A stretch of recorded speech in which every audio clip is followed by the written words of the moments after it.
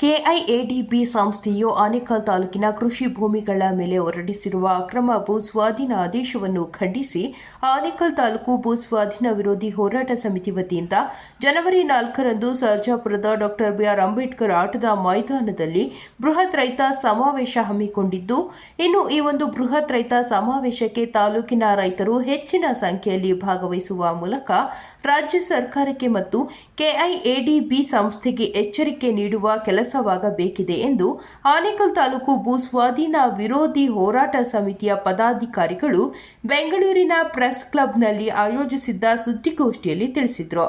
ಇನ್ನು ಸುದ್ದಿಗೋಷ್ಠಿಯಲ್ಲಿ ಆನೇಕಲ್ ತಾಲೂಕು ಭೂಸ್ವಾಧೀನ ವಿರೋಧಿ ಹೋರಾಟ ಸಮಿತಿಯ ದೇವರಾಜ್, ಜಯಪ್ರಕಾಶ್, ತಿಮ್ಮಸಂದ್ರ ಬಾಬುರೆಡ್ಡಿ, ವಕೀಲರಾದ ರಾಮಸ್ವಾಮಿ ರೆಡ್ಡಿ, ಹಾರೋಹಳ್ಳಿ ಪ್ರಸನ್ನಕುಮಾರ್ ಭಾಗವಹಿಸಿದರು. ಎಲೆಕ್ಟ್ರಾನಿಕ್ ಸಿಟಿ ಹೋಗ್ಬಿಟ್ಟು ಈ ಸಿಟಿ ಹೋಗಿ ಗಾರ್ಬೇಜ್ ಸಿಟಿ ಆಗಿದೆ. ಉದಾಹರಣೆಗೆ ಪೀಣ್ಯ ಈಗ ಮಧ್ಯಭಾಗದಲ್ಲಿ ಬಂದ್ಬಿಟ್ಟಿದೆ. ಅದನ್ನ ಔಟ್ಸ್ಕರ್ಟ್ಗೆ ಶಿಫ್ಟ್ ಮಾಡಬೇಕು ಅಂತ ಸರ್ಕಾರ ಈಗಾಗಲೇ ಚಿಂತನೆ ನಡೀತಾ ಇದೆ. ಆನೇಕಲ್ ತಾಲೂಕಿನಲ್ಲೂ ಅಷ್ಟೇ ಈಗಾಗಲೇ ಕೈಗಾರಿಕೆಗಳೆಲ್ಲ ಸೇರ್ಕೊಂಡು ಮಧ್ಯಕ್ಕೆ ಬಂದ್ಬಿಟ್ಟಿದ್ದಾವೆ. ಈಗಾಗಲೇ air quality of India index ಮೇಲಕ್ಕೆ ಹೋಗಿದೆ. ಹೋದ ವರ್ಷ ಟೆಂಪರೇಚರ್ 43 ಡಿಗ್ರಿ ಸೆಲ್ಸಿಯಸ್ ನಾವು ಬೆಂಗಳೂರಿನಲ್ಲಿ ನೋಡಿದೀವಿ. ಈಗಾಗಲೇ ಅದು ಇನ್ನೂ ಈ ವರ್ಷ ಜಾಸ್ತಿ ಆಗೋ ಪರಿಸ್ಥಿತಿನೇ ಜಾಸ್ತಿ ಇದೆ. ಈ ಎಲ್ಲ ಕಾರಣಗಳಿಂದ ನಾವು ಈ ಸ್ವಾಧೀನವನ್ನ ಮಾಡ್ಕೋಬೇಡಿ, ರೈತರನ್ನ ರೈತರಾಗಿ ಬದುಕೋದಕ್ಕೆ ಬಿಡಿ. ಇಡೀ ಬೆಂಗಳೂರಿಗೆ ಇವತ್ತು ಅರ್ಧದಷ್ಟು ಭಾಗಕ್ಕೆ ಆನೇಕಲ್ ತಾಲೂಕಿನಿಂದ ತರಕಾರಿ, ಹಣ್ಣು, ಹೂವು ಇವು ಎಲ್ಲವೂ ಸಪ್ಲೈ ಆಗ್ತಾ ಇದೆ. ಮಡಿವಾಳದ market, Krishnarajendra market, KR market, ಇದರಲ್ಲಿ ಆನೇಕಲ್ ಭಾಗಕ್ಕೆ ಹೆಚ್ಚು ಕೊಡುಗೆ. ಈಗಲೂ ಅದು ಸಾವಯವ ಕೃಷಿಕರು ಜಾಸ್ತಿ ಮಾಡ್ತಾ ಇದ್ದಾರೆ. ಅದನ್ನೆಲ್ಲ ಬೆಳೆದು ಇಲ್ಲಿ ಕೊಡ್ತಾ ಇದ್ದಾರೆ. ಅದಕ್ಕೆ ನಾವು ಪ್ರಬಲವಾದ ವಿರೋಧವನ್ನ 4/1/2025 ಮಾಡ್ತಾ ಇದ್ದೇವೆ. ಸುಮಾರು 5,000 ಜನದಿಂದ 10,000 ಜನ ಸೇರ್ತಾರೆ. ಇವರು ಎಲ್ಲ ಭೂ ಸ್ವಾಧೀನವನ್ನ ವಿರೋಧಿ ಮಾಡ್ತಾ ಇದ್ದೇವೆ. ನನ್ನ ಪಕ್ಕದಲ್ಲಿ ಜಯಪ್ರಕಾಶ್ ಅಂತ ಕೂತಿದ್ದಾರೆ, ಬಿಜೆಪಿ ಮುಖಂಡರು. ಈ ಕಡೆ ಕೂತಿದ್ದಾರೆ ಬಾಬುರೆಡ್ಡಿ ಅವರು, ತಿಮ್ಮಸಂದ್ರ, ಕಾಂಗ್ರೆಸ್ ಮುಖಂಡರು. ಪಕ್ಷಾತೀತವಾಗಿ ಯಾವುದೇ ಭೇದ ಇಲ್ಲದೇನೆ ನಾವು ಮಾಡ್ತಾ ಇದ್ದೇವೆ. ದೇವರ ರೈತ ಮುಖಂಡರು, ನಮ್ಮ ಹೋರಾಟ ಸಮಿತಿಯ ಅಧ್ಯಕ್ಷರು, ಹಾಗೆಯೇ ಪ್ರಸನ್ನ ರೈತ ಸಲಹಾ ಸಮಿತಿ ಇದೆ, ಅದರ ಮುಖಂಡರು, ಅವರು ನಮ್ಮ ಜೊತೆ ಇದ್ದಾರೆ. ಒಟ್ಟಾರೆ ನಾವು ಭೂ ಸ್ವಾಧೀನವನ್ನು ವಿರೋಧ ಮಾಡ್ತಾ ಇದ್ದೇವೆ. ಅದಕ್ಕೆ ಮಾಧ್ಯಮ ಮಿತ್ರರು ನೀವೆಲ್ಲ ದೊಡ್ಡ ರೀತಿಯಲ್ಲಿ ಪ್ರಚಾರ ಕೊಟ್ಟು ರೈತರ ಬದುಕಿಗೆ ನೀವು ಆಶಯದಾತರಾಗಬೇಕು ಅಂತ ನಾವು ಕೇಳ್ಕೊಳ್ತಾ ಇದ್ದೇವೆ. ಆತ್ಮೀಯ ಮಾಧ್ಯಮ ಮಿತ್ರರೇ, ಏನು ನಮ್ಮ ಆನೇಕಲ್ ತಾಲೂಕಿನಲ್ಲಿರುವಂತಹ ಕೃಷಿ ಭೂಮಿಯನ್ನ ಏನು ನಮ್ಮ ರೈತರು ತೋಟಗಾರಿಕೆ ಮಾಡ್ತಾ ಇದ್ದಾರೆ, ರೇಷ್ಮೆ ಬೆಳೀತಾ ಇದ್ದಾರೆ ಮತ್ತು ಅತಿ ಹೆಚ್ಚು ಅಭಿವೃದ್ಧಿ ಹೊಂದಿರತಕ್ಕಂಥ ಪ್ರದೇಶವನ್ನ ಈಗ KIDB ಸಂಸ್ಥೆ ಸ್ವಾಧೀನಪಡಿಸಿಕೊಳ್ಳಲು ನೋಟಿಫಿಕೇಶನ್ ಅನ್ನು ಹೊರಡಿಸಿದೆ. ಇದರ ವಿರುದ್ಧವಾಗಿ ನಾವು ಈಗಾಗಲೇ 3-4 ಹೋರಾಟಗಳನ್ನು ಸಹ ಮಾಡಿದ್ದೇವೆ. ಆನೇಕಲ್ ತಾಲೂಕು ದಂಡಾಧಿಕಾರಿಗಳವರೆಗೂ ನಾವು ಬೃಹತ್ ಬೈಕ್ ರ್ಯಾಲಿ ಸಹಿತ ಮಾಡಿದ್ದೇವೆ. ಈ ನಿಟ್ಟಿನಲ್ಲಿ ನಾವು ದಿನಾಂಕ 4/1/2025 ಶನಿವಾರ ಸರ್ಜಾಪುರದ SUP ಡಾಕ್ಟರ್ ಅಂಬೇಡ್ಕರ್ ಆಟದ ಮೈದಾನದಲ್ಲಿ ನಾವು ಬೃಹತ್ ರೈತ ಹೋರಾಟ ಸಭೆಯನ್ನ ಹಮ್ಮಿಕೊಂಡಿದ್ದೇವೆ. ಈ ರೈತರ ಹೋರಾಟ ಸಭೆಗೆ ಬೆಂಬಲವನ್ನು ಸೂಚಿಸಿ ನಮ್ಮ ಪರವಾಗಿ, ರೈತರ ಪರವಾಗಿ ನಮ್ಮ ಬೆಂಗಳೂರು ಗ್ರಾಮಾಂತರ ಲೋಕಸಭಾ ಸದಸ್ಯರಾದ ಡಾಕ್ಟರ್ CN ಮಂಜುನಾಥ್ ರವರು ಮತ್ತೆ ನಮ್ಮ ತಾಲೂಕಿನ ಶಾಸಕರು ನಮ್ಮ ಜೊತೆ ಈಗಾಗಲೇ ನಮ್ಮ ಜೊತೆ ಕೈ ಜೋಡಿಸಿಕೊಂಡು ನಾನು ನಿಮ್ಮ ಜೊತೆ ಇರ್ತೀನಿ ಅಂತ ಹೇಳ್ಬಿಟ್ಟು B. ಶಿವಣ್ಣರವರು ಅವರು ಭಾಗವಹಿಸಲಿದ್ದಾರೆ. ಮತ್ತೆ ನಮ್ಮ ಭಾಗದ MLC ವಿಧಾನ ಪರಿಷತ್ ಸದಸ್ಯರು ಗೋಪಿನಾಥ್ ರೆಡ್ಡಿ ಅವರು, ಮತ್ತೆ ಮಾಜಿ ಸಂಸದರಾದಂತಹ DK ಸುರೇಶ್ ಸಾಹೇಬರು ಮತ್ತು ನಮ್ಮ ಮಾಜಿ ಸಚಿವರು, ಕೇಂದ್ರ ಲೋಕಸಭಾ ಸದಸ್ಯರು, ಮಾಜಿ ಸದಸ್ಯರಾದಂತಹ ಡಾಕ್ಟರ್ A. ನಾರಾಯಣಸ್ವಾಮಿ ಅವರು ಭಾಗವಹಿಸ್ತಾ ಇದ್ದಾರೆ. ಮತ್ತೆ ಮುಖ್ಯವಾಗಿ ನಮಗೆ ರೈತರ ಬೆನ್ನೆಲುಬಾಗಿ ಡಾಕ್ಟರ್ ಯಲ್ಲಪ್ಪ ರೆಡ್ಡಿ ಅವರು, ಪರಿಸರವಾದಿಗಳು, ಅವರು ಸಹ ನಮ್ಮ ರೈತರ ಪರವಾಗಿ ಹೋರಾಡಲು ಈ ಬೃಹತ್ ರೈತ ಹೋರಾಟ ಸಭೆಯಲ್ಲಿ ಭಾಗವಹಿಸಲಿದ್ದಾರೆ. ನಾನು ಮಾಧ್ಯಮ ಮಿತ್ರರಿಗೆ ಈ ಸಂದರ್ಭದಲ್ಲಿ ಧನ್ಯವಾದಗಳನ್ನು ಹೇಗೆ ತಿಳಿಸ್ತಾ ಇದ್ದೇನೆ ಅಂದರೆ, ತಾವು ನಮ್ಮ ಜೊತೆಯಲ್ಲಿ ಮುಖ್ಯವಾಗಿ ನಾವು ಯಾವುದೇ ಒಂದು ಹೋರಾಟ ಮಾಡಬೇಕಾದ್ರೆ ನಮ್ಮ ಮಾಧ್ಯಮ ಮಿತ್ರರ ಸಹಕಾರ ನಮಗೆ ಬೇಕಾಗ್ತದೆ. ಯಾವುದೇ ಒಂದು ಮೀಡಿಯಾದಲ್ಲಾಗಲಿ ಸೋಷಿಯಲ್ ಮೀಡಿಯಾದಲ್ಲಾಗಲಿ ಬರಬೇಕಾದ್ರೆ ತಮ್ಮ ಸಹಕಾರ ನಮಗೆ ಅತಿ ಮುಖ್ಯ. ನಾನು ಹೆಚ್ಚಾಗಿ ಮಾತಾಡೋಕೆ ಹೋಗಲ್ಲ, ಕೆಲವೊಂದು ಅಂಶಗಳನ್ನು ತಿಳಿಸ್ತಾ ಇದ್ದೇನೆ. KEDB ಸಂಸ್ಥೆಯು ಯಾವುದೇ ಒಂದು ಪ್ರಾಥಮಿಕ ಅಧಿಸೂಚನೆ ಹೊರಡಿಸುವ ಮುನ್ನ ನಮ್ಮ ತಾಲೂಕಿನಲ್ಲಿ ಯಾವುದೇ ಒಂದು ಕಂದಾಯದ ಇಲಾಖೆಯ ಅಭಿಪ್ರಾಯವಾಗಲಿ, ಯಾವುದೇ ಒಂದು ಪಂಚಾಯಿತಿಯ ಯಾವುದೇ ಒಂದು ಮೆಂಬರ್ಗಳ ಅಭಿಪ್ರಾಯವಾಗಲಿ ನಾವು ಪಡೆದಿರೋದಿಲ್ಲ.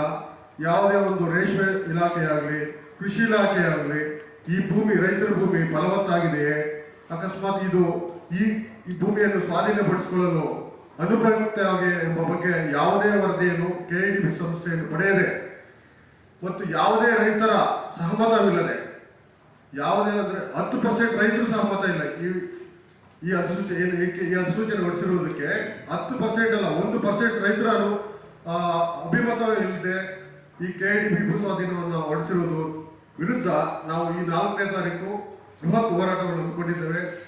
ಈ ಹೋರಾಟದಲ್ಲಿ ತಾವೆಲ್ಲರೂ ತಮ್ಮ ಸಹಕಾರವನ್ನು ಬೇಕಾಗ್ತದೆ. ಮುಖ್ಯವಾಗಿ ಈಗಾಗಲೇ ಆನೇಕಲ್ ತಾಲೂಕಿನ ಸರ್ಜಾಪುರ ಹೋಬಳಿ ಅತಿ ಮುಂದುವರೆದ ಪ್ರದೇಶ. ಈಗಾಗಲೇ ಆನೇಕಲ್ನಲ್ಲಿ ಎಲ್ಲಾ ಕೆರೆಗಳು ಕಲುಷಿತವಾಗಿದೆ.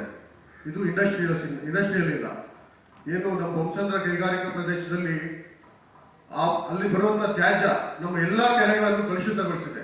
ಈಗ ನಮ್ಮ ಭಾಗದಲ್ಲಿ ಇಂಡಸ್ಟ್ರಿ ಮಾಡಿದ್ರೆ ಇನ್ನೂ ಅದು ನಮ್ಮ ಸುತ್ತಮುತ್ತಲಿನ ಕೆರೆಗಳು ಇನ್ನೂ ಹೆಚ್ಚು ಹಾಳಾಗಿ ಯಾವುದೇ ಒಂದು ತರಕಾರಿ ಬೆಳೆಯೋದಾಗಲಿ, ವಾಯು ಮಾಲಿನ್ಯ ಎಲ್ಲ ರೀತಿಯಲ್ಲಿ ನಮಗೆ ಅನಾನುಕೂಲವಾಗುವ ನಿಟ್ಟಿನಲ್ಲಿ ನಾವು ಈ ಹೋರಾಟವನ್ನು ಹಮ್ಮಿಕೊಂಡಿದ್ದೇವೆ.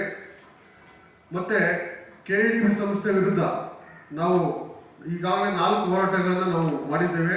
ಇದು ಬೃಹತ್ ಸಮಾವೇಶ. ಸುಮಾರು 5,000 to 6,000 ಜನ ನಾವು ಸೇರಿ ನಾವು ಹೋರಾಟ ಸಭೆಯನ್ನು ನಾವು ಮಾಡ್ತಾ ಇದ್ದೇವೆ. ನಮಸ್ಕಾರಗಳು ಹಾಗೂ ರೈತ ಬಂಧುಗಳಿಗೂ ನಮಸ್ಕಾರಗಳು. ನನ್ನ ಹೆಸರು KC ದೇವರಾಜು. ನಾನೊಬ್ಬ ಸಮಾಜ ಸೇವಕ. ಆದರೆ ನಾನು ರೈತ ಕುಟುಂಬದಿಂದ ಹುಟ್ಟಿ ಬೆಳೆದು ತಾತ ಕಾಲದಿಂದ ನಾನು ರೈತಾಪಿ ವರ್ಗದಿಂದ ಬೆಳೆದು ಎಲ್ಲ ಬೆಳೆಗಳನ್ನು ಬೆಳೆದು ಇವತ್ತು ಇಂಡಸ್ಟ್ರಿ ನಡೆಸೋ ಮಟ್ಟಕ್ಕೆ ಬಂದು ನಾನು ಇವತ್ತು ಎಲ್ಲರಿಗೂ ಉದ್ಯೋಗ ಕೊಟ್ಟು ನನ್ನ ಕಡೆಯಿಂದ ಮಾಡ್ತಾ ಇದ್ದೀನಿ.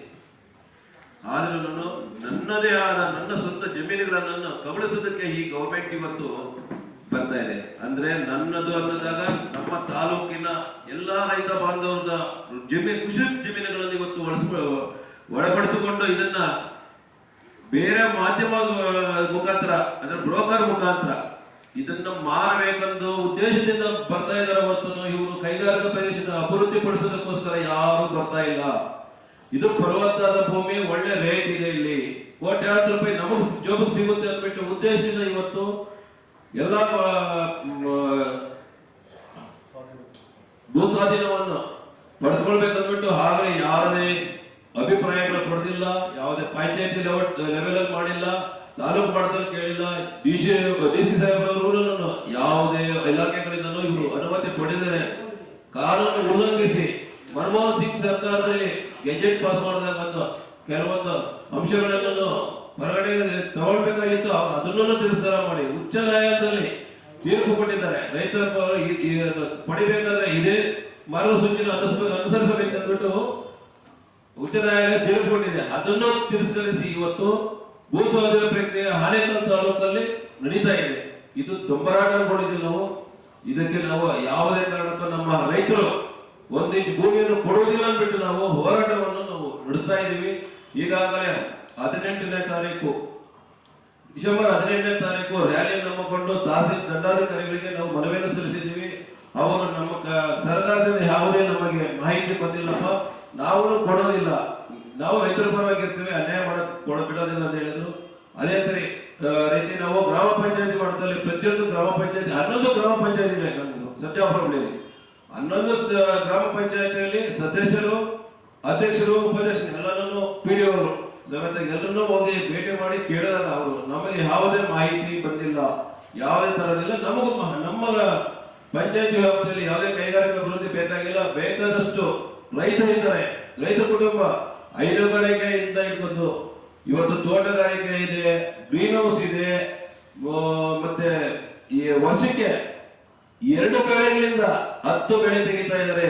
ರೈತಾಪಿ ವರ್ಗರು 1 ವರ್ಷಕ್ಕೆ 10 ಬೆಳೆ ರೇಷ್ಮೆ ಬೆಳೆ ತೆಗಿತಾ ಇದ್ದಾರೆ. ಕೋಟ್ಯಾಂತರ ರೂಪಾಯಿ ಗೌರ್ಮೆಂಟ್ಗೆ ಹೋಗ್ತಾ ಇದೆ. ಇವತ್ತು ರೇಷ್ಮೆ ಬಿತ್ತನೆ ಬೀಜ ಮಾಡಬೇಕಂದ್ರೆ ಇವತ್ತು ಆನೇಕಲ್ ತಾಲೂಕಿಗೆ ಬೇಕು ಅವರಿಗೆ.